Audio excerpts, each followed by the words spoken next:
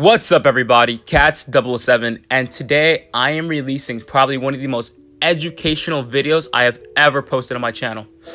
This is for competitive play. This is for tournaments. Now, if you want your team to participate in tournaments, if you want to become a better team in general, this video is for you.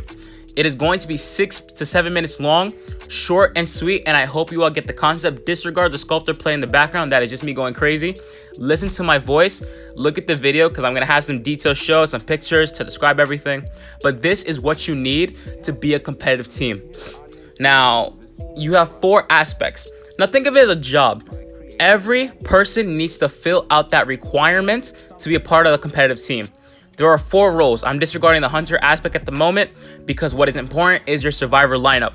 You need a decoder, a support, a harasser, and a rescuer.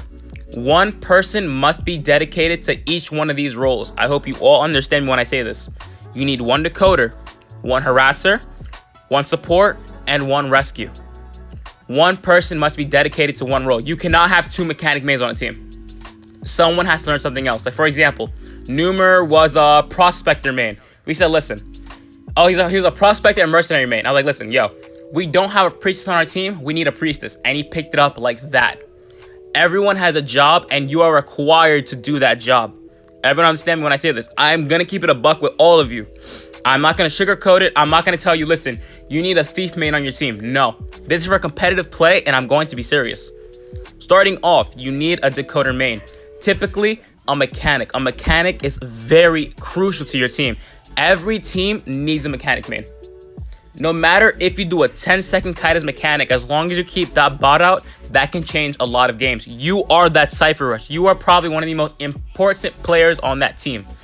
Mechanic Cypher Rush is probably one of the most scariest things for a hunter. That is your role. Your role is to decode, try to transition kite, hide your bot, and last as long as possible.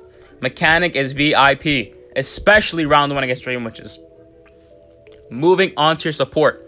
Every single one of these characters and these roles are scary in their own aspect. Moving on to support. Typically a priestess. You need a priestess main. Just as important mechanic is, priestess is just as important. Do you know why?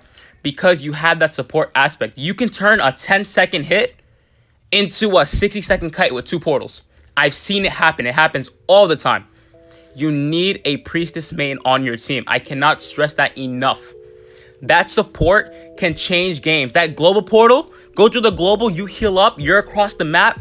There's nothing the hunter can do except for teleport. Or what if they already wasted their blink? You go to the portal, you're screwed. Those setup portals, for example, like the hospital, double windows portals, or double doors, you know what I'm saying?